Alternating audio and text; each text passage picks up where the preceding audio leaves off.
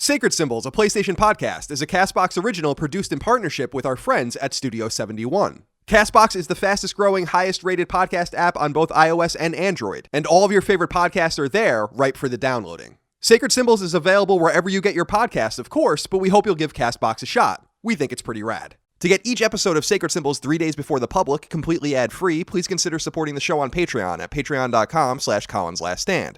Perks for support include not only getting the show early and ad-free, but you can also gain access to monthly exclusive podcasts. And supporting on Patreon is the only way to get your listener mail read on the air, and much more. Plus, supporting Sacred Symbols on Patreon also nets you perks for other Collins Last Stand shows automatically, including the nostalgia and retro podcast Knockback, the YouTube series dedicated to gaming called SideQuest, and the eclectic interview podcast Fireside Chats. Thank you for your generosity, kindness, and support. Without you, Sacred Symbols and all things Collins Last Stand would not exist. But enough of that. On to the show.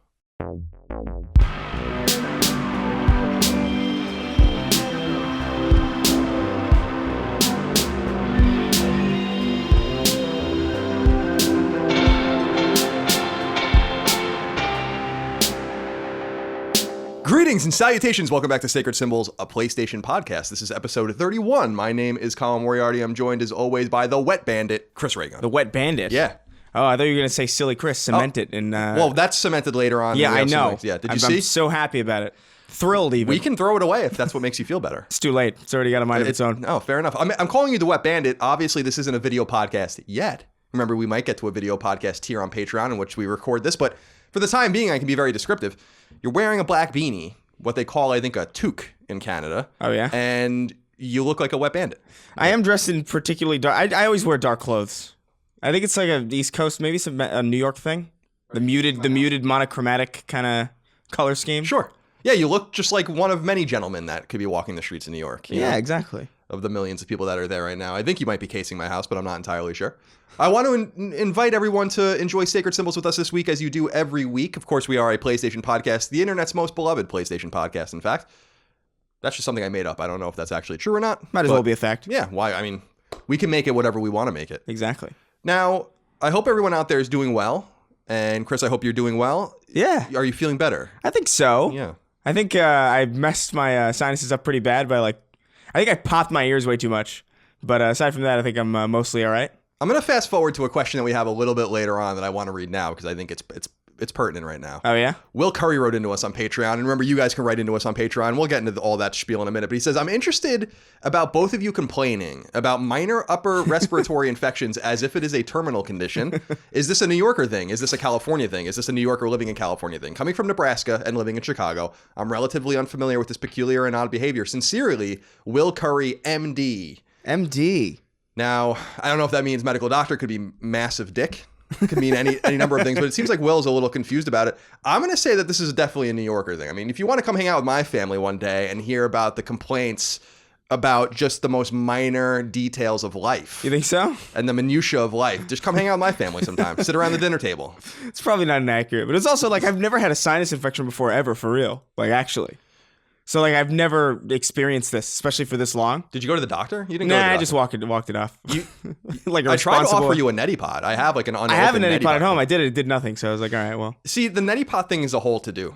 It's a whole thing. I think you got to boil water or get hot water. Yeah, it was a whole process. And I'm not going to do this. I'd rather just die, frankly. I mean, if I'm being honest. It takes less time. Yeah. And less effort. Unless you have a pill or something you can give to me, then just leave me alone and let me die. Yeah, and it saves water. Yeah, that's a good, and we need it here in the great state of California.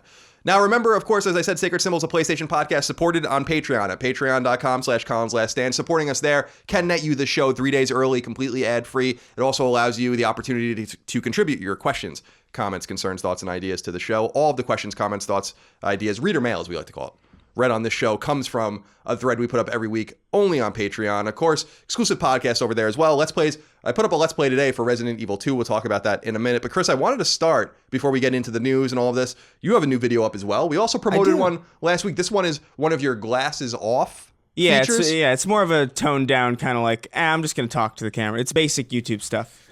I didn't spend a bunch of time in an editing room with it. Right. But I'm pretty happy with that with the sponsor thing I did in it. Yeah, I saw that. It was very good. It was very interesting. I got Dwayne The Rock Johnson to be in my video. It was great. It's unbelievable. Unbelievable. It's an unbelievable coup for you. And it's crazy. I just ran into him. He's an interesting man. It's wild. Dwayne Johnson. He looks a bit ill. We have a correction from last week, Chris, that I wanted to read. Christian Colta wrote into us. He's our Transylvanian friend, of course, the vampire. He says, correction to Chris, in the Spider-Verse, Miles Morales lives in an alternate universe, hence the PDNY. And I think Coca-Cola logos, he's saying that with K's. What does he say? The fat? I think you mean the fact that Spider-Man is from our Coca-Cola NYPD universe. So this is supposed to be a contrast. There's a fat Spider-Man. There's like a Spider-Man who's like kind of out of his prime. Wait, so there's also a fat Spider-Man is from our Coca. So the real Spider-Man is the fat Spider-Man from the Coca-Cola NYPD universe. I didn't notice that like in his universe it was NYPD. I've seen that movie 3 times too, which is a shame that I didn't notice that. Well, there you go. And why, Christian? I appreciate the cheers from Transylvania, but you have to remember that you send shivers through my body when you tell me that you're from Transylvania. I just randomly bought. I haven't read it in a long time. I don't know where my copy is. I actually randomly just bought it yesterday on Amazon at like 2 a.m. Bram Stoker's Dracula. The really? book. Yeah, it's downloadable for free. Like it's a free. But I wanted like the cheap little $5 paperback version. It's a good thing to have like a physical copy of. Yeah, it's great. There would be no Castlevania, of course, without Bram Stoker's I bet Transylvania has better internet than my fucking apartment. I bet you it does. Eastern Europe's really coming on strong. What is your download speed over there at your apartment? It was a joke. It was like 1 in 6. Wow. Or something at one point. It fluctuated. I'm pretty sure they're just lying to me. You know what I mean? Yeah. I check it and I'm like, there's no way that's true. Is this Spectrum? Yeah. They're terrible. Yeah. They're not a good company. What other option do I have? No, you have none. AT&T? You have no other option. You have no other options. You would think in a I can't even speak. In a metropolis like Los Angeles, you might have more choice. Yeah. But you don't. You don't have any choice. I don't get great upload and download speeds either. They're not that bad, but they're bad, compared to when I go to Philly to see my brother, or when I was in San Francisco, I had lightning fast internet. So a little strange. That must be frustrating for you when you're uploading your videos or playing online, I assume. Yeah, it's really annoying. Maybe it's a sign from above that you shouldn't be playing video games online like a nerd. Alex Ball wrote into us and said, hey guys, Colin, I just wanted to answer that simple question you asked last week about what famous song CNC Music Factory made. While they made a few hits, I think the one they are best known for is Sweat. It's the classic song that begins with, everybody dance now. Right. That's them, because I don't even remember what song. Oh no, I thought that they sang Come On Ride the Train. Right. Come on, ride the train, it's the choo-choo train. I've never heard that song in my life. Oh, you definitely know that song. I'm not doing it justice. Not in my life have I heard that. I'm not doing it justice. You've definitely heard that song. Mark Elfring wrote into us and said, how do you feel about Fig Newtons? I haven't had a Fig Newton since maybe the 3rd grade, and I don't remember it all that well. I don't know what it is. What is it? It's just it's a pastry. It's like dough with like jelly in it. Yeah, it's like fig jelly or jam of some sort. I mean, figs are disgusting. Let's be fucking completely honest. Who was eating figs? They were eating figs in Athens 3,000 years ago. That's the only time they should have ever been eating figs. I don't need that shit in my life. Yeah, I feel like it's something we've probably grown out of. Yeah, I would say so. As a species. Yeah, I would say so. I want to just destroy figs. I just want to probably have some sort of adverse effect on the food chain, but I assume we can probably eradicate figs. It's like the people that want to eradicate mosquitoes and have like plans to do it, but I'm like, this will have certainly some sort of adverse effect on our ecology. I'm fine with it. Finally, Chris, before we get into what we're playing, I wanted to alert everyone that there's this little interesting thing going on the PlayStation website, not the PlayStation blog, but PlayStation.com. And you can see how much you've played in 2018. And it basically makes you log in. This is only good for North American gamers, I think. I think even American and Canadian gamers, it's not going to work if you're European, etc. But you can go to PlayStation.com/en-us/campaigns/2018/rap-up. That's a lot. You can also just Google it. And if you log in, it gives you this entire synopsis of your 2018 PlayStation Network, and it's horrifying if you play as much as I do. Yeah. I'm curious about it. I'm going to look up mine right now. I forgot to have it at the ready because I tweeted out my results a few days ago. There they are. So it says for me, I played 63 different games. My most played games by hours, Red Dead Redemption 2, 86 hours. God of War, 71 hours. I must have paused it for a while or something. Far Cry 5, 68 hours, which I believe. My top genre is action adventure, first-person shooter, and RPG, so that makes a lot of sense. 1,881 hours of gameplay. 3 hours played online. Oh, that's a whopping amount. 968 trophies earned in 2018, including 13 platinums and 673 bronzes. That's like almost 2 bronzes a day. That's a lot, man. And then, let me see, I have more here. Longest gaming streak was 11 hours. I played 228 days in the year. My prime gaming time is Sundays late night. And that's so weird. And let's see, I have a breakdown month by month. My most played month was November at 206 hours. My least played month was August at 99 hours. So you guys can get all this breakdown. If you want to literally see an illustration of how sad your life is, then go to this website. I like I stats did. like that, though. I do too. They're really interesting. But I am curious how they're counting these hours, because I did the math, and that comes out to something like 5 hours a day. And if you divide it by the days I actually played, it's even obviously more. It's more like 7.5 or 8 hours a day. It must be counting pause time or something like that, because I do leave my console running up with games all the time. Yeah, so, yeah. Well, it can't distinguish. Right. You'd assume, right? Well, because some people were like, oh, this must count streaming. And I'm like, no, it definitely doesn't, because my shit is streaming all day, every day when I'm not playing it. So that's definitely not it. But yeah, like the 71 hours in God of War, that can't be right. That certainly can't be true. I played it probably 40 hours, but I probably left it paused for like half the day, 7 days in a row or something. Yeah. So there you go. Go check it out if you want. It's no surprise to me that Red Dead Redemption was the highest one. Yeah, that seems is accurate. That's an accurate. I would believe that. Yeah, that's an accurate one. I did play that one, what the children might say, exhaustively. And before I move on to what we're playing, because we're going to talk about this game, I assume, pretty extensively, I just did a Resident Evil 2 Let's Play on my SideQuest YouTube channel. It's all dedicated to Leon Kennedy. Oh, yeah? And the first 30 minutes or so you spend with him. Leon Kennedy's a fucking idiot. And if you pay really close attention, he has no idea what's going on. Oh, no, yeah. It's really funny. So I did a Let's Play. You guys can go check it out. People are really enjoying it, because I just couldn't help but shit. He rolls into the gas station in the beginning, and there's a cop car with the door ajar and blood all over the place. And he starts pumping his gas. And then he's like, something's not right here. And I'm like, did you look? Maybe at first he's like, okay, there's something clearly wrong, but I also need gas. I don't know what the fuck was going on. Very good game, though, and I guess we should start talking about it. Yeah. Resident Evil 2, Chris, what do you think about it? We should say we got the copies early from Capcom, but not early enough to do like a proper review. That's why I did a Let's Play. So yeah, we got them like midweek, just a few days before it came out. So what do you think of the game? Are you enjoying it? Yeah, I really like it. This is I've said this previously, but I've never actually played the original Resident Evil, so Resident Evil 2 on PS1. So this is all like completely new to me. I don't know any of the secrets or any of the references. Like, it's completely nostalgia goggle blind for me. I'm really liking it. It's the atmosphere is like really solid. The sound design is really great. It is, especially, yeah, I don't want to spoil too much. I was going to say something about where the sound design is really good, but it is. I noticed that. Yeah, it's really enjoyable. I'm glad that you can alter the FOV also. It's just like little touches like that where it's like, I appreciate this. Even though it's a third-person game, and typically those don't really need FOV settings, but it feels like a lot of effort went into it. And I feel that when I'm playing it. It's really great. It's funny because I downloaded Resident Evil 2, and at the same time I downloaded Resident Evil, which came, for people that don't remember, that came to PS3 and PS4. The remake from GameCube came with like slightly retooled controls, I think, or something, and graphics, like upgraded graphics, in like the beginning of 2014, the beginning of 2015, I think, the end of 2014. So I downloaded it because I'm like, you know what, I haven't played this game in a long time. I never even beat it since the GameCube. And I started playing it, and I played it for like 10 minutes. I'm like, I don't want to play this. So then I immediately went and started playing Resident Evil 2. And it is a labor of love. It's really well made. It's incredibly beautiful.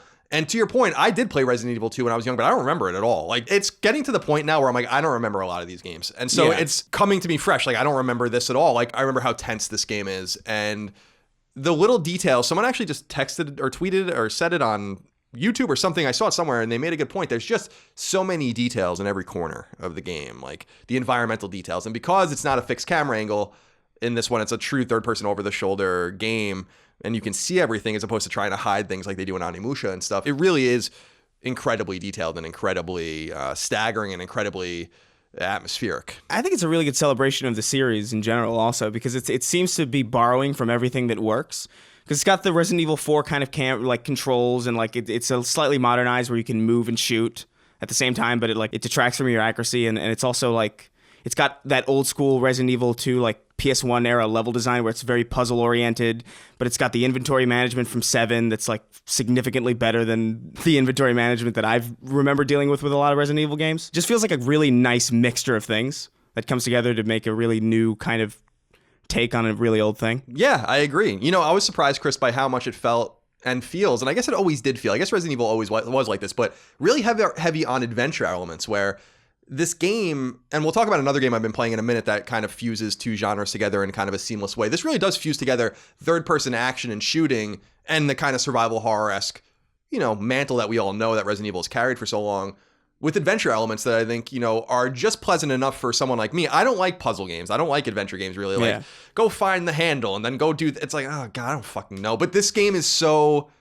It's not that hard. Like, I can do it, and if I can do it, so can you. Because I just don't have the patience for, like, Grim Fandango or something like that where I'm, right. or, Full Throttle where I'm like, I don't fucking know where this goes. I just want to play the game. And so I like how it fuses that kind of stuff together. And I love ammo scarcity. I really think that that's an essential part of survival horror. And this game really does have it in spades. Maybe not as much as it could. I want to play it on hard when I'm done. I'm still working my way through Leon. I'm only about 5 hours in. I should probably be done about 5 hours, but I'm really taking my time. I also got lost a couple times, to be honest. But I'm looking forward to playing as Claire. I'm looking forward to seeing the whole thing. Platinum trophy seems extremely difficult to get. You got to beat the game with an S rank. You got to beat the game on hardcore mode. You got to beat the game taking fewer than 13,000 steps. You got to beat the game without using medical supplies. You got to beat the game without using your inventory box. It's a nuts list. Yeah. So it's insane. So I'm staying away from that, I think, personally.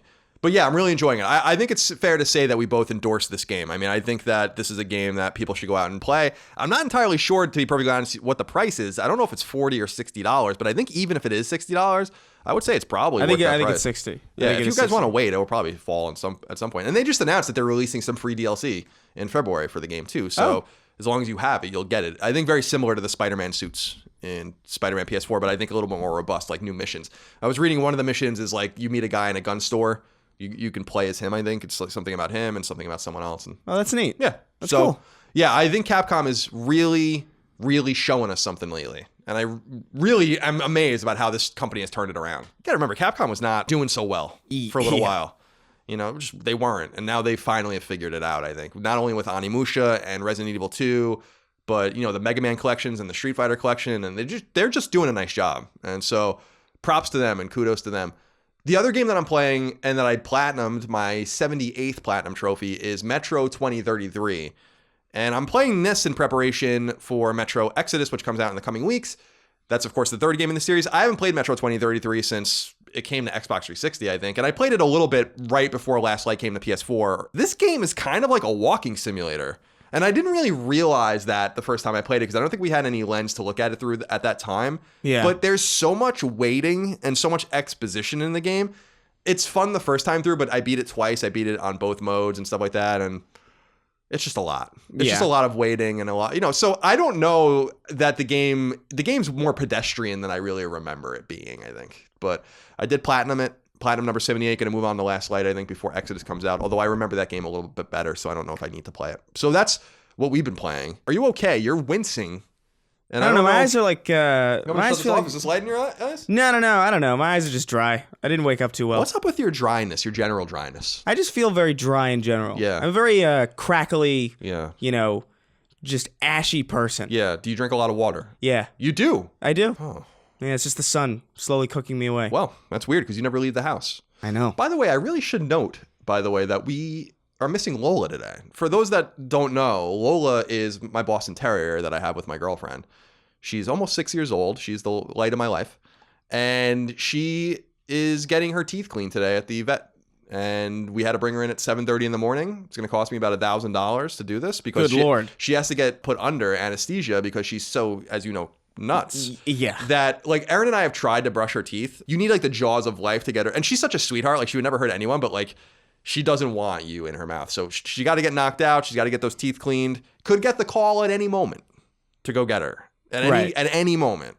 Oh, Can't wait to see her a little bit woozy, though. It's going to be a lot of fun for me. See your drugged dog? It's going to be great.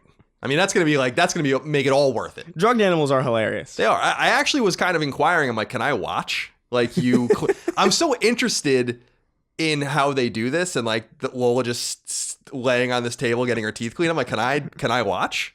Just like an observational, kind of like a theater, like in a hospital, like when you're up in the glass. You drop a junior mint. Yeah, exactly. In the dog, and then there's a huge problem. And then there's a miraculous recovery. Isn't that what happens in that episode? Of Seinfeld? It is. So, I could get a call about that. We miss her very much. She's also having some stomach problems lately. Someone had commented that we talk about nothing on this show for a while, and I think this kind of plays that out a little bit, doesn't it?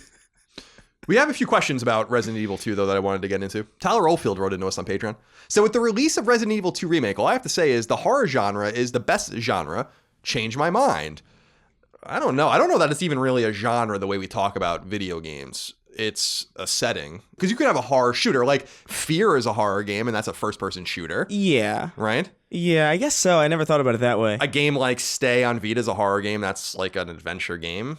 You have a third-person shooter like Dead Space. So I take issue with it being a genre, although we talk about survival horror as a genre, so I understand that. Yeah. But it is technically a genre. It's like a subgenre almost. It's like a feeling. It's like a Metroidvania. Like Darksiders is a Metroidvania in 3D. Yeah.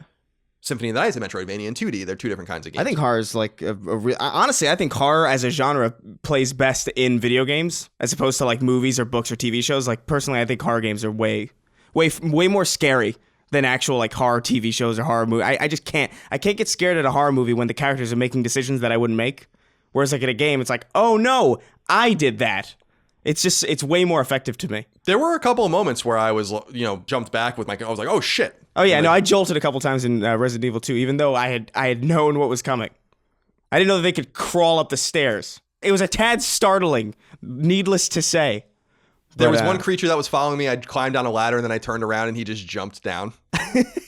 That's so off. I wish I could talk more about who I'm talking about in the game. Like the sound design there and just the atmosphere of that particular part is really, really great. And you're right, it's only possible in video games. So Tyler, to your point, I guess we would definitely endorse this so-called horror genre. And we've called it horror before, but it's really more of a setting or an atmosphere because, again, you can have horror in any genre, I assume. Horror video games are pretty great, though. They're also the most fun to watch people play. Definitely. And there's lots of Let's Plays going up and lots of Twitch experiences. I think our friend Bunty has been twitching the game and enjoying himself there. Jason Price wrote into us on Patreon and said, "Hi again, guys. Is Chris dead yet?" He's not dead. Unfortunately, I am still here. With the Resident Evil 2 remake being so popular and Yakuza getting good remakes over the last couple of years, do you think this trend continues on PS5? Have a good week. Thank you, Jason. The trend of remakes, of course. Yeah, I think so too. Yeah, this is so many games that haven't been remade yet. This is the question, though, Chris, is that we have to wonder, when is the remake considered like the ultimate walk away from a game, right? Like Resident Evil 2 makes a lot of sense. They released it in 1998, I think, on PS1. It came to GameCube in some sort of updated format, but it was not like a remake. It came out in 2002. I remember buying it. Yeah. And then we hadn't really gotten it except for PS1 Classics or anything until 2019. So I've been thinking a lot about this. Is this the end now of Resident Evil 2? Can we now say like Resident Evil 2 is remade? I think so. I think the PS1 era, specifically, like the PS1 N64 era of video games, is probably the era that's most needing of a bit of an update. Because those games look really horrendous. Like, I love a lot of them, but Crash Team Racing, like, I brought my PS1 back from New York, and I was playing it recently. I still love it, and I still know everything from muscle memory, but, like, wow, it hurts to look at. It looks like a watercolor painting. Well, you're going to get a new one this year. I know, but that's what I'm saying. Like, I think as soon as everything from that era, because I think PS2 and Xbox, like, everything's, you can look at a PS2 game and look at, like, I don't know, some rendered object and know, oh, that's what that's supposed to be. Yeah, we just saw that with Onimusha. I mean, Onimusha looked better than I actually thought it was going to look. Yeah, exactly. And it's like... And that's an early PS2 game. But like the PS1 and the 64, that's is that Link? Is it? It looks like a turnip. It looks like a turnip with a tunic on. Yeah, it's a problem. If I can be frank with you. Remakes will always be part of the zeitgeist in gaming. I think it's exciting. Like, games getting remade and re-released is exciting, I think. I just think you have to kind of put the brakes on in terms of how many times you're going to re-release something. When is it the cutoff? I don't know if there's like a definitive answer, but it's funny he brought this up because I was thinking about this with Resident Evil 2. I guess it came up because Resident Evil Remake from GameCube, that's also on PS4, that could really use another remake. Like, it's still not modern. It's still a far cry from the way we play games today. So I'm like, would they ever, like, is Resident Evil the original one off the list now? You know, like, it's interesting to think about that from a perspective of when is enough, and then when will this game just get ingested into all the systems and networks forevermore as the definitive version of the game? You know? I don't know. It's cool to think about, like, what updates people could make in, like, 20 or 30 years to a video game that we love today. Yeah. Like, there are some companies that, like, kind of just push out a remake, and it's like, what is it? Like, the Bioshock Remaster. It's like, this is not really remastered. It's up-resed. Right. But this looks just like I remember it looking. And I go back and I play Bioshock on the PC or on the Xbox 360, and it's like, this looks the same.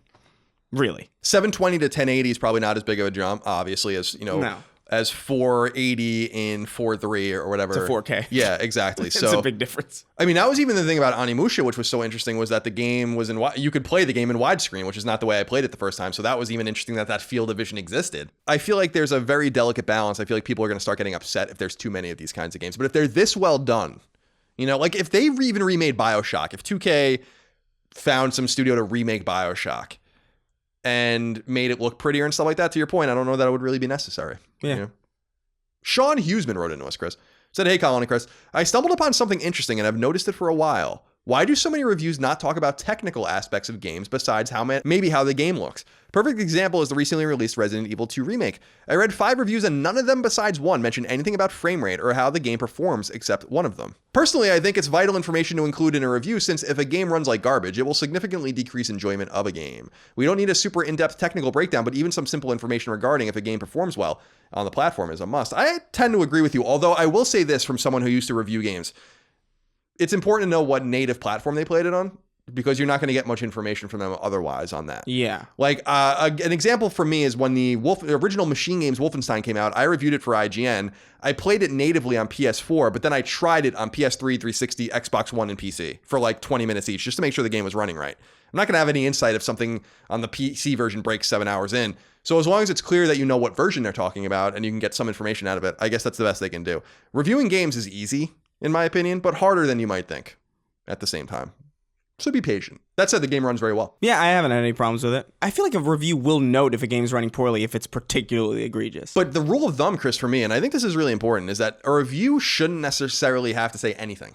Like, there should be no checkbox list when you review a game. Like, I've reviewed games in the past where I'm like, oh yeah, I didn't talk at all about the voice acting. I didn't talk at all about the exposition. Well, you don't have to talk about it unless there's something to say about it, right? It's exactly right. So you can maybe read between the lines with Resident Evil 2 that since the technical limitations didn't come up, there might not be any of note. If you go back and read reviews from 10 or 15 years ago online when they were like thousands of words and they were just really horrible, and then you read reviews today that are a lot better, that maybe are 1,000 words or less and are much tighter, they tell you what you need to know. Like when you read a film review, they're not telling you everything about the film. So just try to be a little more forgiving in that. And that's my opinion. I don't know that you need to have like a checkbox. Here's what it sounds like. Here's what the voice acting's like. Here are the graphics. Here's the resolution. Here's the frame. That's fucking boring. Yeah, I mean, it's a style that some people appreciate, but it's not necessarily something that should be dictated to everybody. Yeah.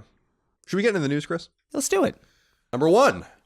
The NPD Group, the organization that tracks American game sales for both hardware and software, has released its data for the all-important month of December 2018. Nintendo Switch outsold PlayStation 4 in the United States for the month, and Super Smash Bros. Ultimate was the best-selling piece of software, relegating PS4 software to second place as well. Notable games on the top 20 best-selling list for the month of December on PS4 include Call of Duty Black Ops 4 at number 2, Red Dead Redemption 2 at number 3, Battlefield 5 at number 4, and NBA 2K19 at number 5. Other notable games include Spider-Man at number 10, Just Cause 4 at number 15, Spyro Reignited Trilogy at number 19, and Fallout 76 at number 20. The NPD Group also revealed the 20 best-selling games in the United States for the entire 2018 calendar year. Here they are in order. Note that Nintendo games on the list don't count digital sales and would all likely be higher on the list if they did. That's crazy. Red Dead Redemption 2 is number 1, Call of Duty Black Ops 4 number 2, and then so on. NBA 2K19, Madden NFL 19, Super Smash Bros. Ultimate, Spider-Man, Far Cry 5, God of War, Monster Hunter World, Assassin's Creed Odyssey, Grand Theft Auto 5, Mario Kart 8, FIFA 19, Battlefield 5, Super Mario Odyssey, Call of Duty World War 2, Dragon Ball FighterZ, The Legend of Zelda Breath of the Wild, Super Mario Party, and Pokemon Let's Go Pikachu. PlayStation 4 was America's best-selling console in 2018. Not bad. Not bad at all. So a few good PS4 games there, obviously. Spider-Man and God of War exclusives that did very well. Yeah. Interesting to see Pokemon Let's Go Pikachu coming in at number 20. I actually think the most interesting thing, though, is that Super Smash Bros. Ultimate outsold Spider-Man and God of War. That doesn't surprise me at all. Even I bought it. I bought it too, to be perfectly honest. So I guess I'm also responsible for that. Yeah. But I didn't know, I was wrong. I mean, you gotta have a mea culpa sometimes. I was totally wrong I knew the game was going to sell well. I knew that people were going to like it. But you didn't think it was going to be like this. Yeah. I didn't think that it was going to really drive many more Switches. Because my theory was that why would Smash Brothers drive Switch sales now when Smash Brothers didn't drive Wii U sales, Smash Brothers didn't drive N64 sales? So there's like sporadic examples. And then with Wii, with like Brawl, there was just a lot of Wiis. So no one could really tell. Yeah, no, exactly. So I just didn't believe it. My thing was I always wondered, like, how could this really translate to more Switch sales when it's such a inherently local multiplayer game? Like, if one of your friends has Smash Brothers, what's your incentive to get it? You know? I guess it's that... And yet everybody in my apartment has it. It's that drive to unlock shit, I think. I think people, I remember. I mean, and unlocking the characters and the assist trophies and... Well, I bought it because I was in New York and I had nothing to play. And right. I had my Switch and I was like, I have to use this. Well, that's unfortunate. No, it's supposed to be a really great game. I actually haven't even opened it yet. Really? Yeah, because I bought it. I have to be honest. I bought it for my nephew, and then he already had it. So I'm like, I'll just keep it. Yeah, that was basically what. And then that makes sense. And I bought him, as I told you guys a few weeks ago, I bought him Kingdom Hearts 3, which will be coming in the mail to him this week, and I'm sure he's very excited. Fucking nerd. It's good. Smash Brothers is good. It's probably not very nice to be calling like a 9-year-old or 8-year-old fucking nerd. You stupid child. You fucking dork. Justin Rowe wrote into us on Patreon and said, hey, Colin and Silly Chris. There it is. Oh, God. We can get rid of it. I can never use it again. Okay. It's too late. Yeah, you might as well accept it. Accept reality. I've long accepted it. I think you're the one who's had a harder time accepting the reality, if I'm being honest. Hey, that might be true, but I mean, I'm going to deny it. I hear very frequently the notion of voting with your wallet, and I wholeheartedly agree. This often goes with people not supporting Battlefield 5 or Anthem based on EA's previous money-grabbing schemes. However, I think both of these games should be given another look based on their consumer-friendly monetization. Anthem won't have loot boxes, all future story content is free, and cosmetics follow the you see it, you buy it model Fortnite follows. All cosmetics can be earned through in-game play as well. The same can be said for Battlefield 5 in regard to their DLC, season passes, microtransactions. In fact, DICE actually delayed the rollout of their cosmetic microtransactions until the in-game currency catches up to player feedback. In short, shouldn't we be rewarding EA for finally listening and learning from their mistakes? Otherwise, it seems they'll have no incentive if it doesn't work out. We asked for this and they delivered. This is a great point, Justin, but I do want to point out why we are in these silos where facts don't seem to matter, right? I just read you guys the list of best-selling games for both December and for the year. For the month of December, Battlefield 5 was number 4 in the United States. And overall, Battlefield 5 is like number 10 or 11. So even though in our very connected world, we shit on Battlefield 5 and DICE's effort with the game and people didn't seem to really like it and they had some social justice problems with whatever the case might be, the game sold. So I think that they are getting rewarded. I just don't think it's a vocal thing because I think people are tired of EA, generally speaking. You know? Yeah, I would think so too. But it's also worth noting that just because a monetization scheme for a game seems to be an improvement doesn't necessarily mean it's entitled to your money. Ultimately, what matters is whether or not the game grabs you. And personally, I think Battlefield 5 and Anthem, quite frankly, aren't really grabbing as many people. And I think that's really what the main thing is. Whereas previously you had games that were grabbing people that had kind of shitty practices infused into them. Now you have games that have far better policies attached to them that aren't really as interesting to the general public. Have you been keeping up with this Anthem stuff? Because yeah, I haven't. So can you talk to me a little bit about it? Because I actually am so bored by Anthem at this point. It's not even out yet. That I am already bored by it. That I can't even follow. It seems like a lot of problems with the beta. Yeah, supposedly there's a lot of connectivity issues. There's a lot of stagnating on loading screens. I know that the loading times are like ridiculous. And the general consensus seems to be that it's Mass Effect Andromeda's basic combat system in like a Destiny kind of open world quasi-MMO space. There's no PvP in it, apparently, which is really interesting to me because that's a pretty big thing that keeps people engaged. Well, it comes out, I'm looking behind me. Comes out on the 22nd, right? So a little less than a month. I'm sure we'll get it. EA likes us, I think, so we'll probably get the game early. I'm dubious of Justin's kind of assertion that, you know, shouldn't they be incentivized and they did deliver what we asked for. I'm just saying that I think they are being incentivized. And I will say maybe it's the pragmatic person in me that kind of sees through this stuff. And I'm sure you do too, Justin, but they're not doing this for fun. They're doing it because the landscape's becoming so much more competitive that they have to do this. Like, yeah, Anthem's getting free DLC and all that kind of stuff because they need a way to hook you for months and maybe even years. Yeah. In a world where the Division 2 and Destiny and all these other games are out. I mean, this isn't something they're just doing because they're trying to look better. They're doing it because they demand shares of the market, and it's going to become more and more competitive, which is really exciting. So, yeah, EA looks good, and I agree with you. They have been fixing things, but I also want to just put out there that I don't think the problems are as bad as they seem because the games are selling, according to the NPD, which, by the way, I think orders their games in order not of games sold, but of money made. So I could be wrong on that, but I think that's the case. Yeah, for so sure. Even Fallout 76 being number 20 is not bad. And we'll talk a little bit more about that in a little while. And also, it's worth noting that Battlefield 5 didn't really have that bad of a critical reception at all. No. It's a totally fine Battlefield game. If you leave the so-called anti-social justice sphere of YouTube and all that kind of stuff, and you leave the pro-social justice sphere on the extremes, you just find people that are interested in the game. Yeah, they're like, oh, that's a World War II game? Yeah. All right. We got to just keep this stuff in check, right? For the 50,000 or so people that listen to this show, you guys are well engaged, but that's 50,000 of you. There's almost 100 million PS4s in the wild, right? Yeah. We have a very small fraction of the people that own PS4s listening to this show. So just think about it through that lens and think about your casual friends that might buy a few games a year. They have no fucking idea what's going on. They didn't know anything about the Red Dead Redemption 2 drama with the development. Exactly. They didn't know anything about Battlefield 5 having a woman storming Normandy or whatever people were upset about. They had no idea about Anthem's beta connection issues. They have no idea. They have no idea. None. Just think about where you were before you were that disengaged, and that's where the majority of people are. Even better yet, Chris, think about all the things you enjoy passively that you don't know anything about. I love TV shows. I have no idea what the production is on half of these shows or like with the drama or whatever. It's like, I don't know. I just turn it on and there it is. Number 2, Far Cry New Dawn is going to flex new RPG and upgrade mechanics into the Far Cry series for the very first time. According to a video published to New Dawn's Twitter account, the game's creative director, Jean-Sébastien Decamp, he's French. I don't know. This is what I was talking about earlier. Pushed his team to craft what he terms a light RPG approach, that's in quotes. For instance, crafting goes further than usual. As an example, you can now create weapons and then upgrade those weapons in various ranks. These ranks will be matched by the enemies you fight and their weapons, placing emphasis on constantly making your gear better. So this sounds a little bit to me like maybe Borderlands-ish. I don't know for sure. And he also says a new base camp, similar to the one found in Far Cry Primal, will allow you to make substantial upgrades to your society, their town, and more. He also explains that outposts, this is my favorite part, outposts and forts, which are classic Far Cry fare, can be captured and recaptured as enemies try to take them back. And multiple sides fight for resources that the outpost generates. That's cool. I like that. I like that. So for people that don't play Far Cry, taking outposts and fortresses is like one of the really fun parts of the game. There are usually like 25 of them in the game. And they're really heavily guarded, and you have to kind of like meticulously get inside of them and be stealthy and kill everyone, and then you control the fort. And that's usually a permanent thing.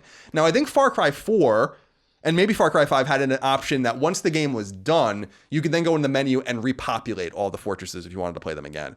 But this game's basically saying like people are going to constantly, it's almost like a tower defense kind of thing, it sounds like. Yeah. That's cool. I like that. Yeah.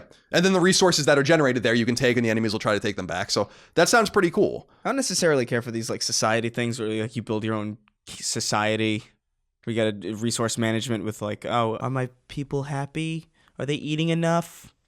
Is that what this is? I don't know. It was kind of like that in Far Cry Primal, which I just platinumed a couple weeks ago.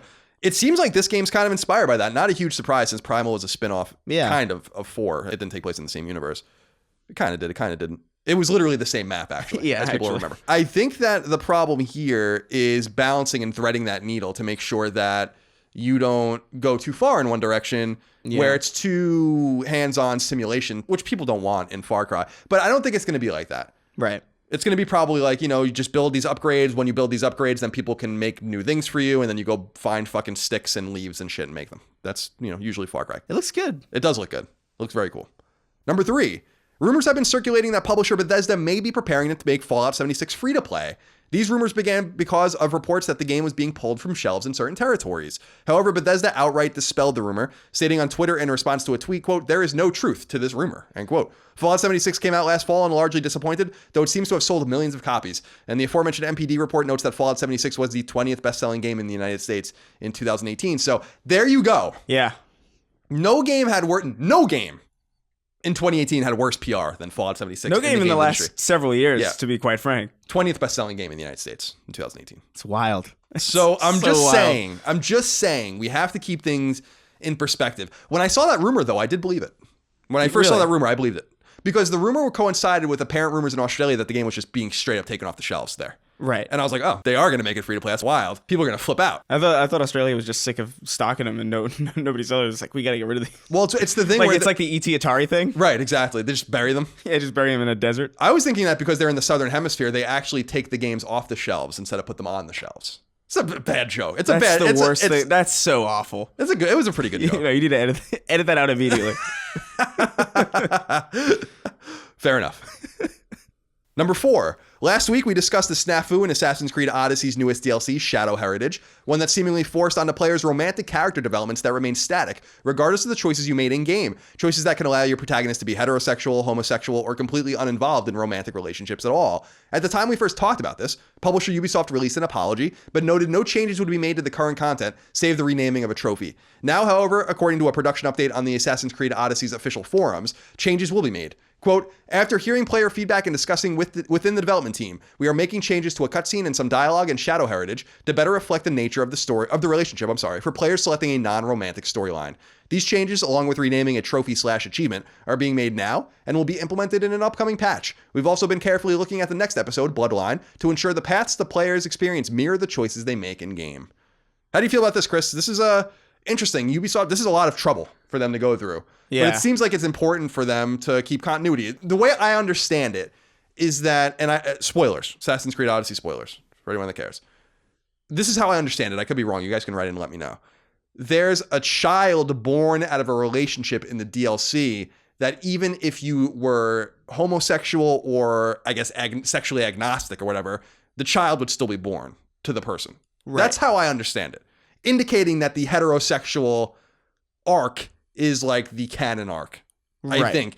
And I think this actually got like GLAAD involved in it and stuff like that. Oh, wow. Which is the Gay and Lesbian, what is it, Anti-Defamation Alliance or something? Something like that, yeah. It's terrible that I don't know what that means, but what is it? GLAAD. That sounds right. Gay and Lesbian Association of Anti-Defamation? Alliance of Anti-Defamation? Wouldn't that I'm be, not even trying to make a joke. I'm sorry. Too, I'm not trying to... I don't know. It's a pro-LGBT thing. Right, exactly. Yeah. So I think that they got involved, and so they're making changes. So yeah, is that interesting to you? It seems like a lot of people had a problem with it more than just LGBT, right? I think a lot of people were like, "Why is this canon?" Was that what was the issue? Who was upset with this? I just think that it didn't reflect the choices you were making. Like I think that playing as I don't remember the characters, so Cassandra or whoever the fuck the other character is. So you play as a male or female, and then I think you could play gay or straight or not related. And I think that it just didn't matter. But were people's problems with it political, or was it like a specific betrayal of what the gameplay and the philosophy of the game was? My assumption is both. I don't know that GLAAD, for instance, cares about the philosophy of the game. Well, right. Maybe they do. Yeah, I don't know. Maybe they're huge nerds too. But I wish I had more context because I just didn't play this game, so I don't know how to really say anything about it. Yeah, I think it's nice that they went this extra step personally. I know that some people think that this is unnecessary and kind of, succumbing to, outside social justice forces or whatever. But I actually think, per your point, I think there's two different verticals here to kind of assault the game about. And one of them is like, if you give player agency to players, you have to continue that all the way through. It would be like Mass Effect 2 just not caring that you had a certain ending of Mass Effect. It's like, well, you can't do that. I mean, like you can do that, but that's not really the spirit of what you're trying to do. Yeah. So from that perspective, I think it's great. From the kind of anti-gay perspective, I don't know if people were really taking it like that. I'm sure people are upset about all sorts of things. I think it just removed the agency from people that were trying to play a different way. So my question is, why didn't they know this ahead of time? I don't think they would have changed it though if they didn't think on some level that they like, oh yeah, we probably should, yeah. Yeah, that's true. I feel like otherwise they would have just let it go and like, whatever, it's out. Yeah, they must have gotten enough feedback from it. I didn't know that you could rename trophies, which is interesting. I guess that makes sense. That makes me want to go back because there are misspellings in some trophies that really annoy me. That maybe they can go, upgrade. Not Ubisoft games, but some of those, Wait, really? Yeah. There's just, I can't even think of any of them. I'm sure we can Google them or people will write in. There are literally spelling mistakes and like grammatical mistakes and like trophies from, especially on PS3, when no one gave a shit. Now at least people really pretend they care. Owen wrote into us on Patreon, Chris. He says, "Hey, CNC. Hopefully Mr. Raygun is feeling better today." I am. On last week's episode, Colin mentioned that since Assassin's Creed started, there have only been 2 years that didn't have an AC game. We know not all of them were good, but several have been fantastic, and the last two in particular were extremely well received, and they came out a year apart. My question is, if this is the case, why aren't we getting more Star Wars, Final Fantasies, etc., etc.? I know a lot of developers are involved with AC, but companies like EA and Square have lots of developers handy. Like, what the fuck takes so long to get Kingdom Hearts 3? We haven't had a good Star Wars game in years. Final Fantasy 15 came out, and who knows when we'll see Final Fantasy 7 Remake or Final Fantasy 16. I don't understand how Ubisoft manages to churn these things out, but other companies take forever and seem to have less success when they're at it. This is interesting and a good question, Owen. I think it's about what your priority is. Yeah. Remember, you asked a question here, and you brought up Star Wars, right? And that would indicate Electronic Arts. Well, EA does do this. EA does this with most of their games to a much more extreme, condition than the Assassin's Creed games. There has not been a year without a Madden game in 29 years, something like that. Probably 30 years. Yeah. They're all EA games, released a year apart in 9-month dev cycles. So you are getting games like that. Now, I just think that Assassin's Creed's more formulaic than the games you're mentioning. Star Wars can mean anything. Like Assassin's Creed, I know that there's the weird side-scrolling Assassin's Creed games and all, but Assassin's Creed means something. They're open world, somewhat non-linear, checkbox Ubisoft games. Everyone knows what they are. Ubisoft certainly knows how to make them. Yeah. But when you think about Final Fantasy, there's a major difference between Final Fantasy 9, Final Fantasy 10, Final Fantasy 11, which is an MMO, Final Fantasy 12, 13, the 313 games, 14, 15. These are very different games. Yeah. So I'm not saying it should take so long to make Kingdom Hearts 3, but I am saying that they're kind of different, at the same time. And I think Ubisoft just they make their studios. It's very similar to some studios that I know, like the Call of Duty studios. Yeah, they alternate based on different developers, right? Exactly. Like Call of Duty has 3 prime developers, right? They have Infinity Ward, they have Treyarch, and they have Sledgehammer, and they go on 3-year cycles, right? And then they have like studios like Raven and all these Activision kind of satellites helping them. And with Ubisoft, they have, Ubisoft Toronto and Ubisoft Montreal and all these studios, and they work on different games. But I think that they're just engineered to annualize. They want to annualize. Like, that is their whole intention. Like, the fact that Watch Dogs is probably dead was probably not the ideal for them. They probably wanted Watch Dogs to be a huge thing. They don't make one-offs. They don't do that. So it just, I think, depends on the culture and the expectations of the publisher. But it is a nice point, Owen. Thank you for that. Number 5. Resident Evil 2 Remake is out at the time you're listening to this podcast, and it appears that it may be joined by a live-action Resident Evil television series. Deadline Hollywood reports that Netflix is, quote, developing a scripted series based on the hit action horror franchise, end quote. The report notes that Constantin Films, the German company behind the 6 Resident Evil movies, is behind the new Netflix show. We don't know anything about it. Have you seen any of the Resident Evil movies? Because I haven't seen them. The ones with what's her name? Mila Jovovich? Mila Jovovich or something? Yeah, something like that. I've seen pieces. I've seen like snippets, but I've never been compelled to sit through and watch them. I've been told by people that I trust that those are actually decent movies. That, like, compared to the gaming movies that they're used to, there's 6 of them, so people must like them. Yeah, I think they've definitely got a niche. I remember hearing that from people too. I don't think anybody's ever told me is a great film, but I remember a lot of people telling me, like, these movies, you can have a fun time in them. They're kind of like Transformers in that way, I guess. Transformers is too fast. I don't like it. No, it's I don't too like messy. The visual design is like horrendous. Yeah, I'm not into it. Yeah, me neither. I remember seeing the first one in 2007. It was Shia LaBeouf in Linkin Park. Yeah, exactly. And I remember seeing the action sequences and being like, what is happening? It's just a mess. What is happening here? I don't know. Your guess is as good as mine. I got to be honest with you. I've never been a huge Transformers guy. I've always been a little bored by them. G.I. Joe is definitely better from an 80s toy perspective. I don't know about 80s toy. Like, as a toy, I think Transformers are better. But as like a franchise to like watch, I don't know. Metal men turning into cars? It's like a fever dream. Or cars turning into metal men. That's true. Goes both ways. Number 6. Because this is the significant story-ruining leaks that occurred in the month leading up to Kingdom Hearts 3's global launch, Square Enix may reconsider launching games globally moving forward. Kotaku reports on an interview Square Enix's Tetsuya Nomura gave to Japanese gaming publication Famitsu. By the way, if you want to know why Kingdom Hearts 3 was delayed so much, you might want to look at Nomura. 4 copies of the game got out early, apparently, which was enough for the damage to be done. As a result, he said, quote, because of what happened, the risks for a simultaneous worldwide release are high. For any games that I work on henceforth, currently I cannot help but reconsider a simultaneous worldwide release for, at the very least, the retail package version, end quote. What do you think of that? I actually think that that's realistic. Only 4 copies of the game, as far as I can tell, got out. And it ruined everything. 4 copies. That's for a game insane. that will probably sell in the region of 5 million or more. It brings me back, Chris, and you're certainly old enough to remember this. We used to get games typically late in the United States. Games always came out in Japan first. And it's the worldwide releases or us even getting priority. Like when PS4 came out here first, that was unbelievable, right? Yeah. That was an unbelievable thing for us that we actually got it before Japan. But this whole global release thing is kind of new anyway. And if you guys need to kind of secure your games and do it a different way, it'll just be like the way it used to be. And I don't know that I'm going to cry any tears over it personally. Yeah, I don't think so either. I don't think it's that big of a deal. Danny Garcia wrote into us and said, hey, C-Squared, happy Kingdom Hearts 3 release day. When this episode becomes available to patrons. Doesn't the game come out on Friday for patrons? No, it comes out Tuesday. Oh, does it? It comes out tonight, I think. I know because my roommate's excited about it, and he told me specifically, tomorrow I'm going to be playing it all night. Oh, God. We're closer to this than I thought. Yeah. Well, here we go. I know you two are extremely excited for this game, like so many of us are. I like your flat affect. Thank you for that, Danny. My question is, how do you feel about the amount of leaks surrounding the game over the past month? Many people received it early and began posting videos to spoil the game for everyone else. Should companies take greater precaution in the months building up to their game releases to avoid this kind of thing happening? Now, to be clear, Danny, and I don't know when you wrote this, it seems like according to Nomura, only 4 copies got out. So it wasn't like a lot of people had the game. But yeah, I think that it's up to the publisher to kind of secure these things. Yeah. But how do you feel about this in terms of, publisher agency versus the people out there that are like really looking to ruin shit for other people? I think that that's part of it too. And I don't know that you can really control those people. I mean, I think a publisher just needs to do all they can. And realistically, there's only so much you can do. I mean, this happens a lot, actually. Like, this happened pretty famously with Half-Life 2.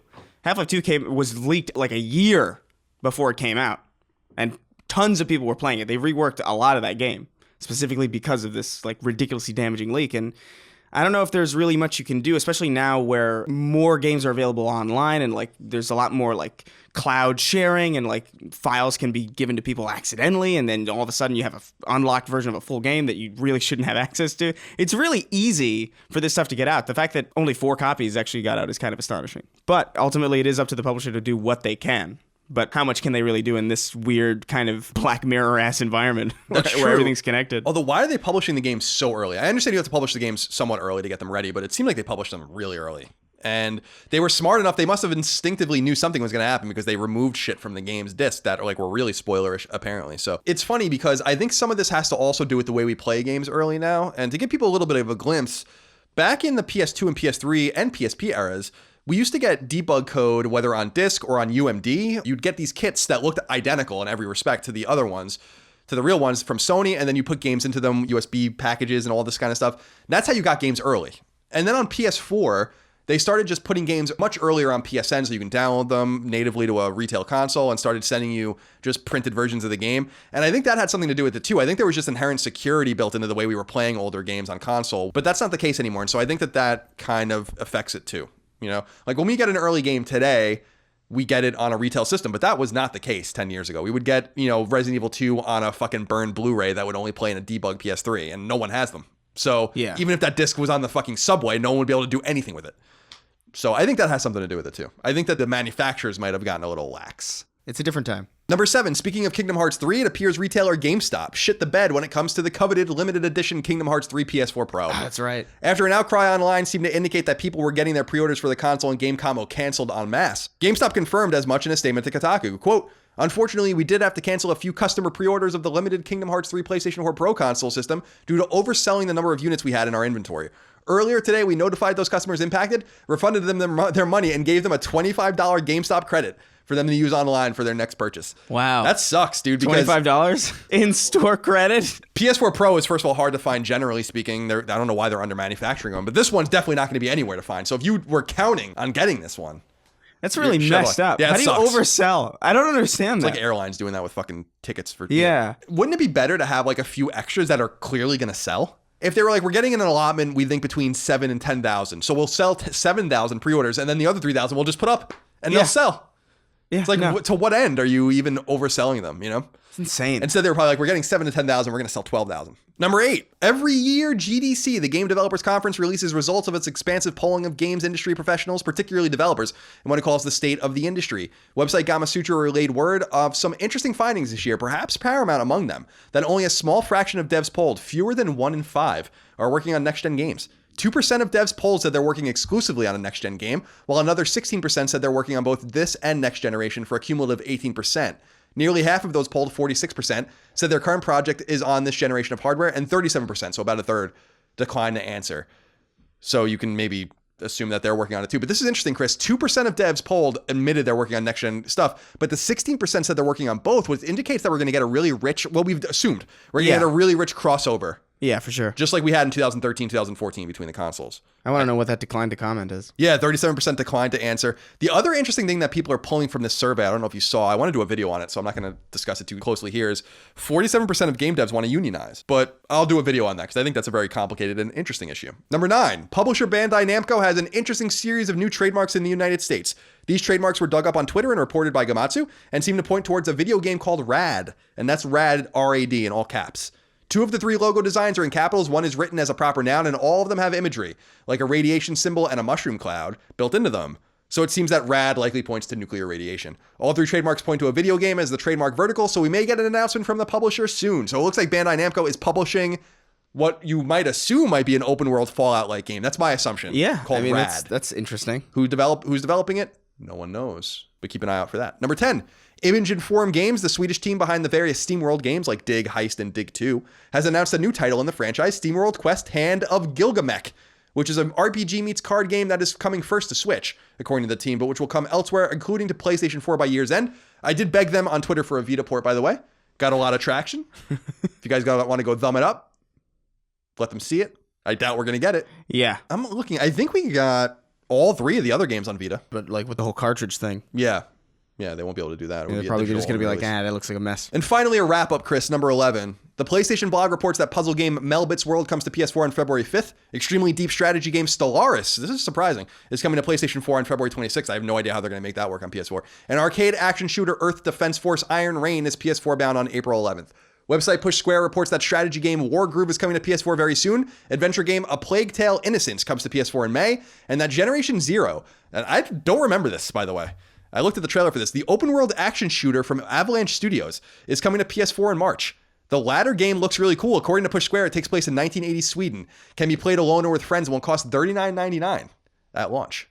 So there's that. It was announced at E3 last year, but I don't remember it. It looks kind of cool. So it looks like a budget or a more A-style Avalanche game. Yeah. So not Just Cause, maybe more like Mad Max.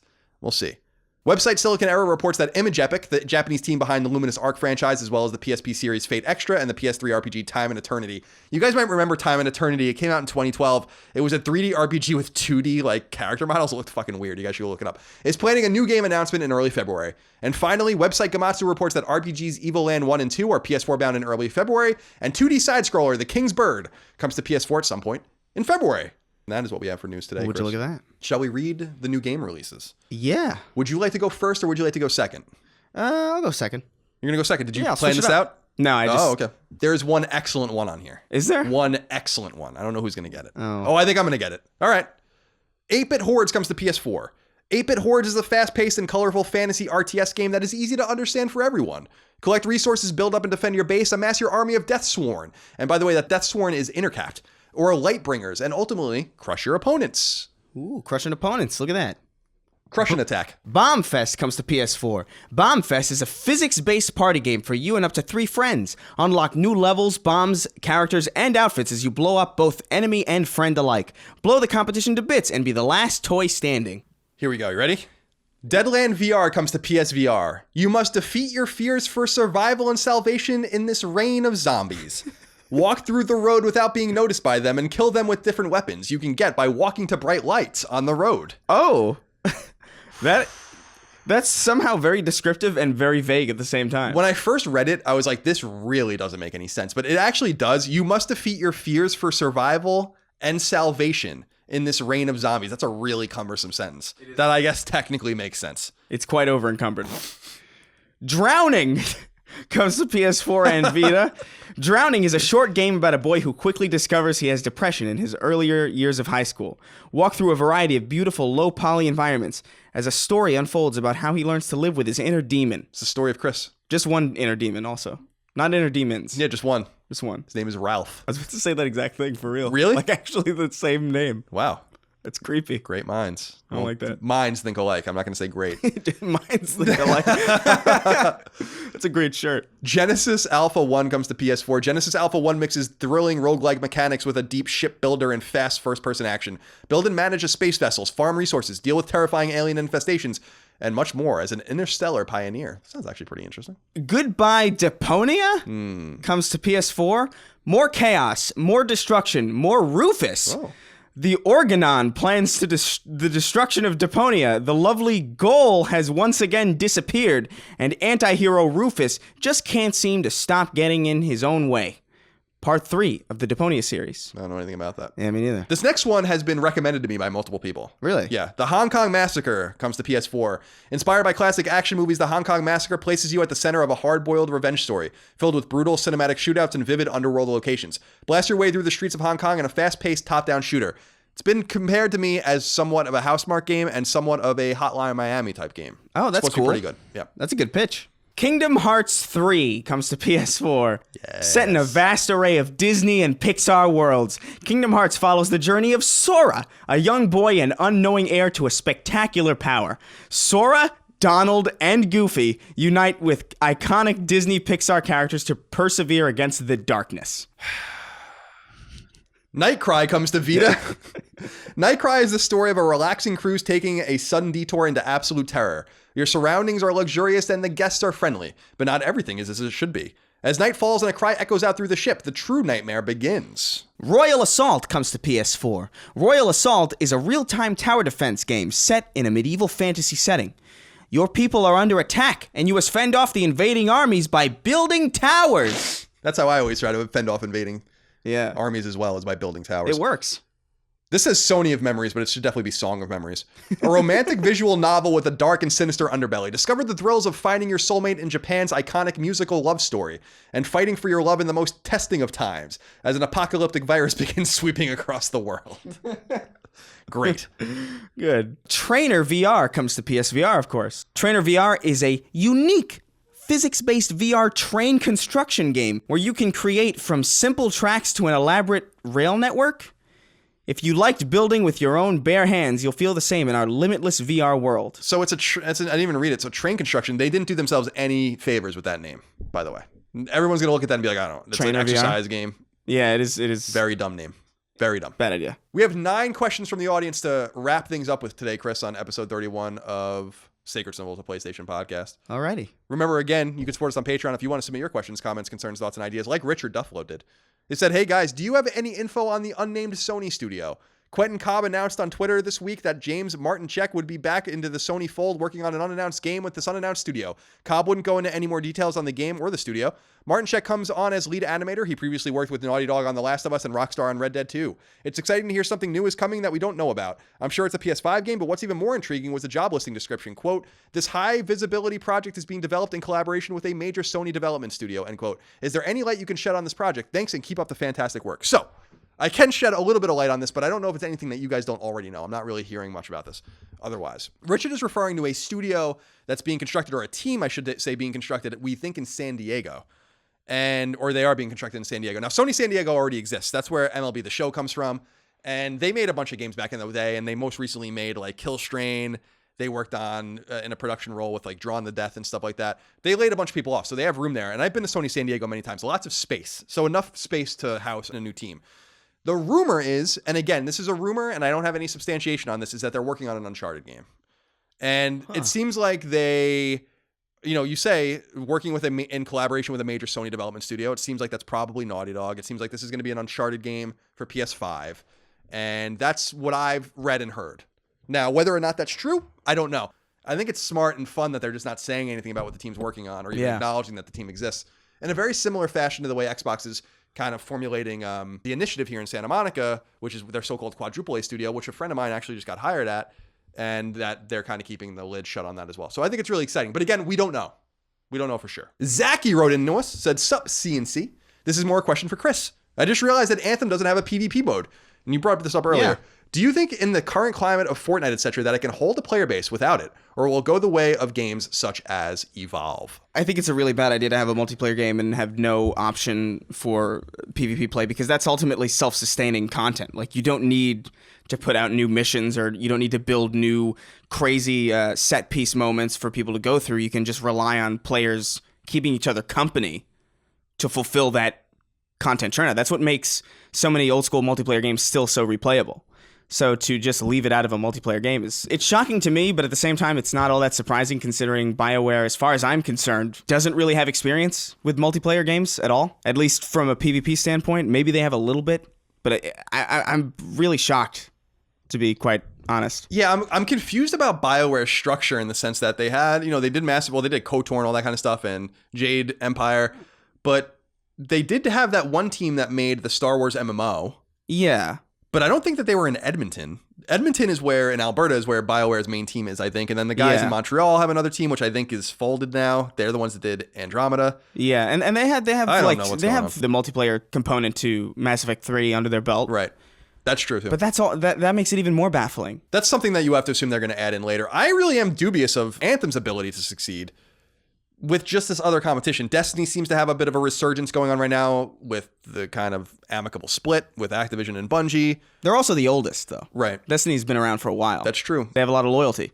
That's true. And the Division's coming out around the same time. Yeah. So a little bit later, but I don't know. I hope it's good. I do too. I don't want it to be bad. No, me neither. I would love to have a new, cool experience to have, but like, man, I don't know. It just seems like a really weird oversight to just not include PvP in a multiplayer game.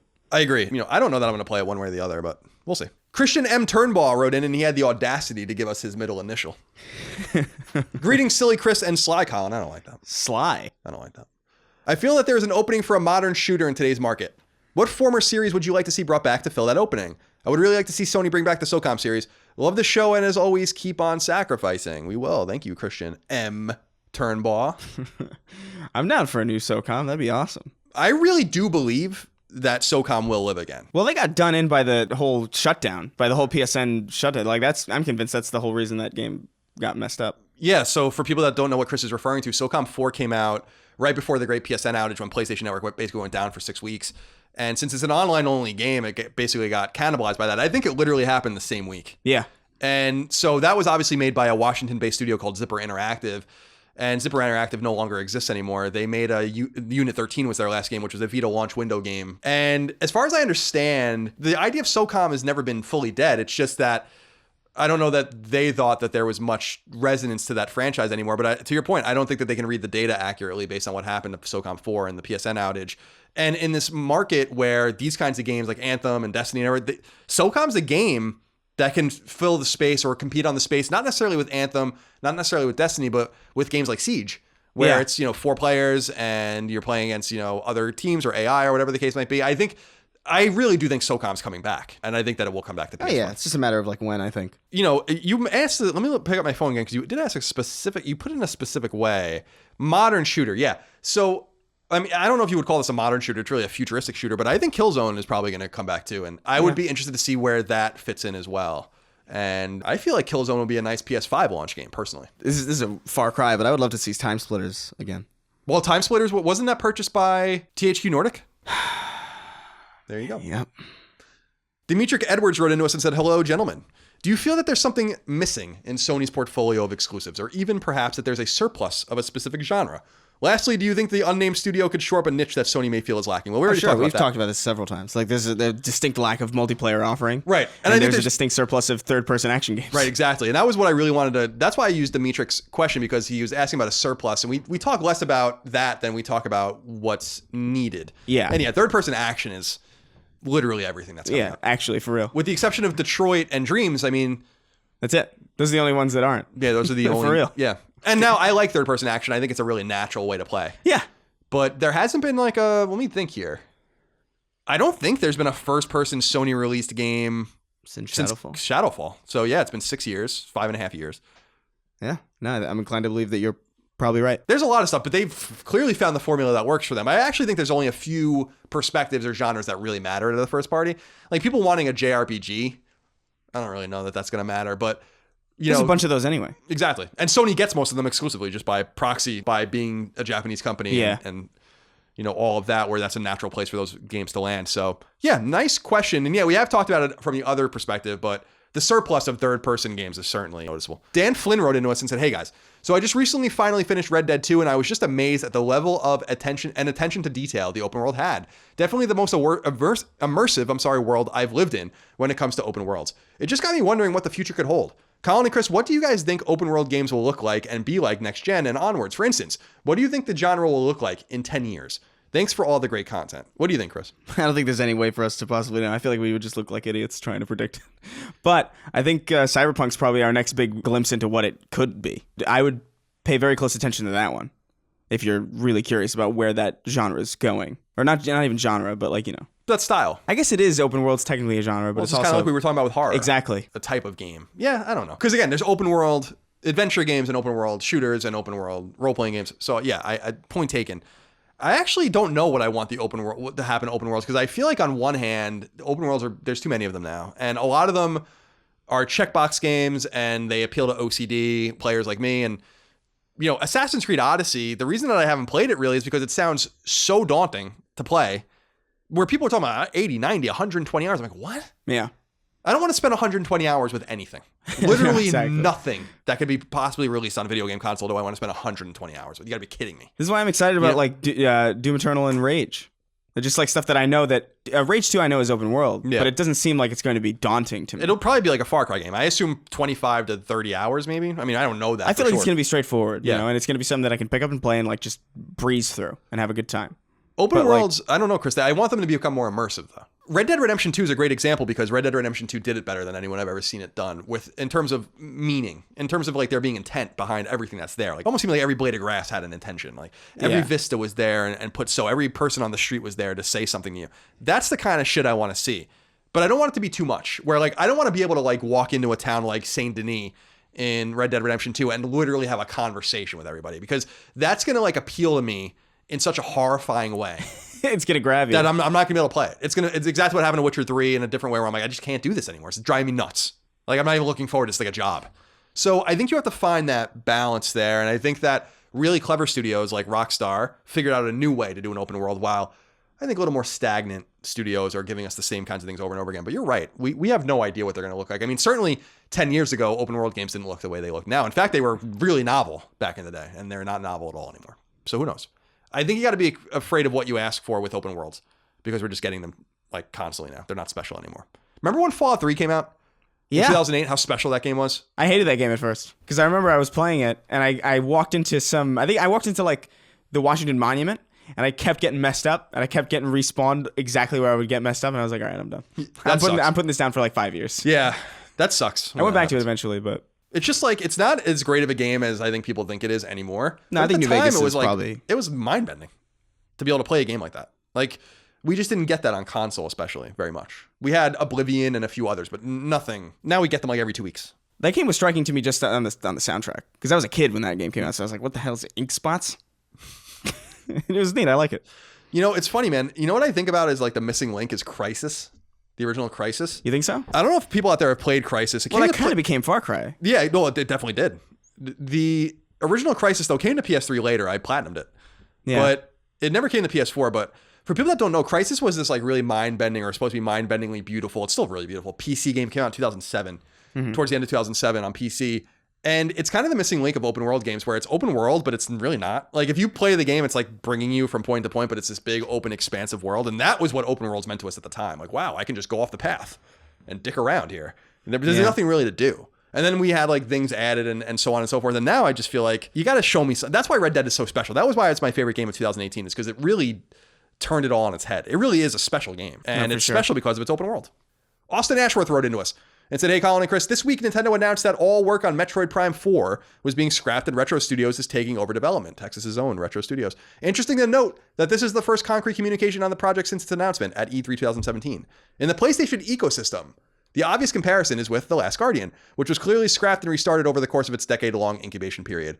In contrast, we know that Sony Santa Monica pulled the plug on a major sci-fi project likely years into development for a completely new project, last year's God of War. That did happen. How do developers and publishers decide between restarting work on the same game as with Team Ico or moving on to something new as with Santa Monica? I'm sure a lot goes into these types of decisions. It's an interesting question, Austin. So what's fascinating to me about the canceled sci-fi game at Sony Santa Monica is they still refuse to talk about it. And it was something that was in development for a while. They spent a shit ton of money, tens of millions of dollars on it. And there were notable people working on it. And so I think games have to be so bad, so like well into development, that they're like, we literally can't possibly release this game, you know? Like, we can't even release it, get a 6 or a 5.5 on Metacritic and make some of our money back. Like, this is so bad. I think that teams very carefully make those decisions. And then sometimes publishers come in later on and rescue games. And there are a bunch of like vaporware right now. That game Wild, for instance, that was supposed to be a PS4 exclusive, is nowhere to be found, as an example. But then there's an example of a game like Remember Me, which was a PS3 game that was originally supposed to be a PS3 exclusive that Sony was publishing, that Sony let go, and then Capcom published it. And that got on Xbox 360, and then that studio is now survived long enough to make Life is Strange. So these things kind of happen in weird ways, but I think the decisions are on a case-by-case basis. There are definitely teams and definitely publishers that put shit out to make their money back, to get them out. Yeah. They know their games are bad or mediocre and they get them out. But when a AAA first-party $50 million investment is then thrown away, you know it's serious. And maybe that's why they don't talk about it. Yeah, but I also think a lot of it comes down to like what the IP that you're working with is. You know, because Metroid hasn't had a significant release in a long time. So if they come back with something that's anything less than fantastic, you might as well just not put it out. I mean, Sony Santa Monica with God of War Ascension, that wasn't super well received either. No, it wasn't. So, and the reality is if they put out that sci-fi game, Sony Santa Monica probably wouldn't exist anymore. There's no shyness in shutting teams down. It happened with it also, by the way, like when they were working on Doom 4 and it just wasn't where it needed to be. And then they just, we'll do a reboot. Right, and it worked out great. And it worked out fantastically for them. You have to take into account when you make decisions like this, just the entire ecosystem and how it affects the trickle down of teams and studios. And like I said, making games is really difficult. The audience of this show doesn't need to be told that. Making games is really hard, and The components come together and sometimes they just don't work. And games also drastically change. Yeah. I've seen games well into development. I know someone that played The Last Guardian on PS3. I know someone that did. That game doesn't exist anymore. That's not the game you got. So like, that's cool. You know, that those things happen and you know, maybe it didn't work out great for The Last Guardian. I would love to see how much money they lost on that game, personally. Yeah. But it is what it is. Zach O'Brien wrote into us and says, hello, Colin and Chris. Do you guys think PS5 will be more expensive than the next Xbox? Obviously, coming out first and cheaper helped Sony a great deal last time. It also helped Microsoft by doing that with the 360 the generation before. Is it Microsoft's turn to come out first and at a better price? Thanks, guys. Keep on making my workdays a little less boring. Well, Zach, this is interesting that I will note that the difference in timing between PS4 and Xbox One is totally irrelevant. It was like a week. So it's not like a year like with PS3 and 360. So I don't compare those two personally. I don't think, now this is my take, and I don't know much about tech. The PS4 cannot, or the PS5 rather, cannot cost more than $400. That is how much it's got to cost. If it's $500 or $600 like the PS3 was, I think they could maybe get away with $500, but they need to really sell it. Like they don't even really have to sell it much for $400, I think. I mean, $400 is perfect. That's technically cheaper with inflation adjusted than PS4 was. How could anyone complain about that? And they were making a profit on that, by the way. So I think that's a great price point, $400 to aim for. No, for sure. You know, now he asks Chris about the next Xbox. I do think the Xbox will come out first. I think so too. And I don't know when. I don't think it's going to be this year. But I think it would be wise for Microsoft to get it out first. And I think that they might reach parity on the price point. Xbox One wouldn't have been $500 if they didn't include Kinect. That was their major blunder. So I think that they could easily get a $400 Xbox One 2 or whatever they're going to. I don't know what the Xbox 12. What a terrible Don Matrick idea to name that thing Xbox One to begin with. It bothered the hell out of me. Not as much as the Wii U did. Like the name Wii U, but yeah, Xbox One is a kind of frustrating name. Even the notion behind it, that it's like an all-in-one. It's the one thing I'm like, shut up. Just like, this is confusing. Now we have to call the Xbox One the original Xbox, the original OG Xbox. The Xbox original, yeah. And now you have this whole naming confusion where Sony's just like, that was, as I've said in the past, the number 4, she, I think it is in Japanese, is considered unlucky. And so I was like, there's no way they're naming this thing PS4. And I was fucking dead wrong about that. Look, I mean, it makes the most sense. This next generation is going to be really interesting. I'm really excited for things to start kicking up. Me too. Because I'm really, really curious. Because there's all these rumors about Microsoft putting out like a really cheap streaming version of a console without a disk drive, which is probably going to be ridiculously cheap. And if they manage to do that, if they manage to put out like a new next-gen system for like $200, that'd be insane. They're also talking, I think they've talked openly about it, but maybe not, Chris, about something else I think is interesting, which is like almost a 0% financing deal, where you pay a price for like an Xbox Live Gold account, Game Pass, and the system. They send you the system, you pay like $39.99 a month or something like that. I think that's 0% financing. I don't know if they might make a little profit on that, I assume, but it's a way to kind of get the consoles out into the wild. In the United States, half of working Americans don't even have $400 in the bank. So something like crazy. This, where they're living paycheck to paycheck, but they want to play games, something like that is an out-of-the-box financing deal that you wouldn't really think of, to be like, this is another way. You don't have to go to the store and use your 19.9 APR, percent APR credit card to get the console. Yeah. Just buy it from us and you can pay as you go. It's pretty smart. Like, that's a pretty smart thing. And Sony would be wise to look into that. And it would be even smarter if it was 0% APR. But you know what? Sony's not going to look into that because they don't need to. That's true. But they might for the next console. Maybe. And it's in my opinion, Chris, it's just good to give people options. Oh, for sure. Like if you knew, for instance, like if the PS5 cost $400 and they were like, listen, for a $500 investment paid over 2 years, we'll send you the console and we'll give you PS Plus, right? And you pay us I don't know the math, but $25 a month. And we don't make any actual profit. It's kind of like cars after 9/11 or after the recession, where you would get 0% APR and you paid off over 5 years. Yeah. Same thing. Like, that's just a way to get shit into the wild. Then you make your money on software. So like, you don't care about the console. You want people to buy 10 games. Then you make your money. So I think that it's outside of the box, almost adult-like boring shit that might help sell these consoles as well. Maybe. 2 more questions. Jeff Scott wrote in and said, hello, Colin and Silly Chris. On a previous episode, Colin expressed his displeasure of how platinums have basically become less valuable due to the oversaturation of easy platinums. I think the percent of players achieved per trophy helps with that, but to each their own. If you were given complete control of trophies, how would you fix the system? Or at least make it more competitive and fun? Wishing you both, but especially Chris, a great day from Tallahassee, Florida. I get a great day and you don't. Not very nice. That's hilarious. It's not very nice, Jeff. As I've said in the past, I really think that they have to make this more of a currency. Now, it's too late to do anything about it now, but it's ironic to me that they didn't put trophies on PSP, which they were planning on doing, And they were openly planning on doing it, and they talked about it because they were so afraid of the system getting hacked to such a degree that people would run up their trophies. That's something that mattered to them at some point. Right. Now, they release games where you can get a platinum trophy on Vita and then PS4, so 2 platinum trophies in 30 minutes. So now they clearly don't care anymore. So for me, I would simply say it does matter. The trophy percentages are interesting, but if you're taking a look at someone at a glance and they have 100 platinums, but 70 of them are from Vita games that you can get in 10 minutes, that's not really that interesting. And so I think my idea behind this is to try to keep the stratification of trophies as it is now. Try to have some people on board to say, like, listen, you got to make your trophy list a little more hard. Like, you don't have to beat the game 5 times or anything like that, but at least beat the game, find the collectibles, whatever the case might be. But also have a fluctuating level system like they do now on Sony, where based on what he was saying, who submitted this? Jeff. What Jeff was saying was the percentages of rarity matter. So factor the rarity numbers into the level, into the experience points you get. So if you get an easy bronze, you just don't get any experience points for it. If you get a platinum that 50% of people have, you don't really get much for it. But if you get a platinum trophy that, like Metro 2033, only 1 in 50 people that played the game have the platinum, right? So it's like an RPG with this is a platinum item with stats. Like scaling. Yeah. Yeah. I think that would be more interesting because then at least you have like some sort of notification, which would be the level, like your level, whatever, with this much experience. At least that indicates how much of an effort you put in it. And I like the fact that it could slide and even go down as more people get trophies. So like if you get a platinum early, or if a game goes free on PS Plus, so 10 million people are playing it, then the trophy scarcity goes way up and then your level goes up a little bit. So I like shit like that. I think you have to be clever with it.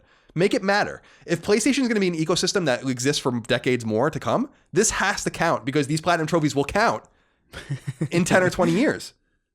I think it matters. I can't argue with that. You're definitely really passionate about trophies. Gotta be passionate about something. Sean Corcoran said, "Hi, Colin and Chris. With the Anthem VIP demo being largely unplayable this weekend due to connectivity issues, bugs, etc., when will we see games just working as intended from the get-go?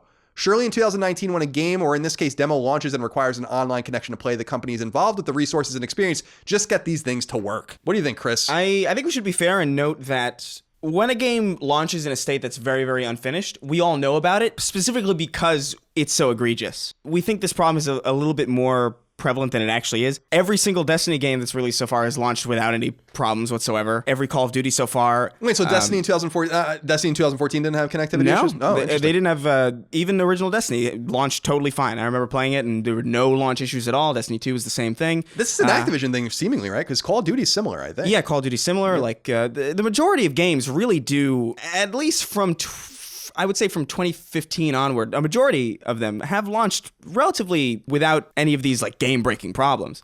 It's really when something's just so egregious like Fallout 76 or like, in this case, the demo. Let's be fair, it's a demo, a beta. Oh, so they Anthem. are calling it a demo. It's a demo. Okay, yeah. So yeah, then it should work. It should work. They should have called it a beta. What? Now, I understand that people are starting to get upset about demos being called betas. Like, there's nothing you're gleaning out of this close to launch that you're gonna be able to fix, except for some base, connectivity issues and you can server just call issues. it a server beta or something, and that would be fine. That'd Stress be honest. test. Stress test. Yeah. Stress test is actually perfect. Yeah. Sure, it does happen. This happens a lot, but I also think it's a slightly overblown.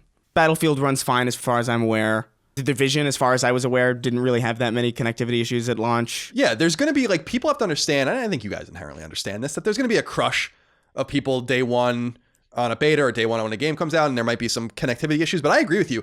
I don't remember seeing many stories about this the way you used to see them 5, 7, 8 years ago when games came out and it was expected. Like, not to take a shot at Xbox One, but with Halo Master Chief Collection, that was the last time I remember. Actually, wait, I take that back. Drive Club was totally fucked up on PS4. And that's a multiplayer game. Yeah. Those are the last 2 examples of really AAA games that were absolutely horrible, like at launch, that I remember. Oh, yeah. I remember the Master Chief Collection very well. Master Chief Collection, as far as I know, is still not fixed completely. As far as I understand, there's still things wrong with it. They're doing these weird like beta tests. They came out in fucking it didn't come out in like 2014. It's crazy. It's significantly Beta better tests? now. It's significantly better now, I will say. But like that's embarrassing. That's a game with like 5 different engines running at the same. I don't even understand how they even managed to put that in a disc. That's embarrassing though. It is. Sony was so embarrassed by Drive Club that they shut the studio down. Yeah. So yeah, they called it a demo. So I think you have to kind of reap the whirlwind with that. But they are looking into how to make these things work. Now, when Anthem comes out, I think it comes out February 22nd, according to my list here on my desk. When that comes out, if it's still like this, then you have every reason to be mad. It should be noted, this doesn't look nearly as broken as Fallout 76 looks. It's nowhere near. The most I've seen is like the loading takes a long time, the connectivity issues are a problem, and it lags, probably as a result of the connectivity issues. If they can iron all that out in time, and I think they probably could, I don't think BioWare is going to put out something as phenomenally disappointing as Fallout 76. That's where you can play the demo and just know instantaneously, this is not ready. You know, so I think just maybe give it a minute. I would say wait until the game is out and hear what the general consensus is. Because that's the best route to go ahead. You don't need to rush to play Anthem. You don't need to rush to play anything, really. I know you guys are excited out there, but I agree with Chris. I think Chris is 100% right. What's the rush? Yeah, it's going to be there. Let other people beta test it for you. Let them take the day one patches and all that kind of stuff and sort it out. I know a lot of you guys want to be there day one. Your friends are excited to play it. And you want to play that first weekend. You want to level up. But I'm definitely going to check it out. These games are going to exist for years. Like, I'll check it out and I'll let you guys know. Yeah, thank you. There you go. Yeah, I appreciate that. I'm going to reach out to them soon because I don't know when the codes are going out, but it's almost February. So I actually got to start keeping an eye out on this, keeping an eye on this Anthem. And I'm actually going to be gone when it comes out. Oh, really? Yeah, so we're going to have to... I'm going to Philly to record Knockback with my brother. All right. So we have to talk about that, but we'll probably record 2 episodes. We'll probably do a special one-off reader, listener question episode, whatever. That sounds good. So we'll have lots to talk about with Anthem, obviously. I'll leave that to Chris mostly. I'll probably be a little busy with Metro at that time. I don't know if I'm going to play it. We'll see. Anyway, thanks for the questions. Chris, that's all I have today. It was a good one. Thank you all out there for listening to Sacred Symbols. We appreciate you. Remember, support the show on Patreon, patreon.com/ColinsLastStand for early ad-free access, the ability to submit questions, comments, concerns, thoughts, and ideas, and all of those kind of spread out rather to the other shows I do as well, including Knockback, Fireside Chats, etc. Your support is essential. And by the way, we're going to start doing our Let's Plays. Maybe we'll record one next week when you come. Yeah. And start rolling those out soon. We are over the 5,000 patron mark, which means we'll continue to do Let's Plays as long as we stay there. If we reach the 5,500 mark, we're filming this son of a bitch. Oh, boy. So... that's up to you guys, whether you want that to happen or not. Appreciate you. Remember, you can support us at any level to make that happen, by the way. Chris, we'll see you next week. Of course. We'll see you next week. Thank you so much for your love, kindness, and support. Bye. Take care, guys. Sacred Symbols, a PlayStation podcast, is fan-supported over at patreon.com/ColinsLastStand. The following names are at the producer level or higher on Patreon, and I want to thank you from the very bottom of my heart for your incredible kindness and generosity.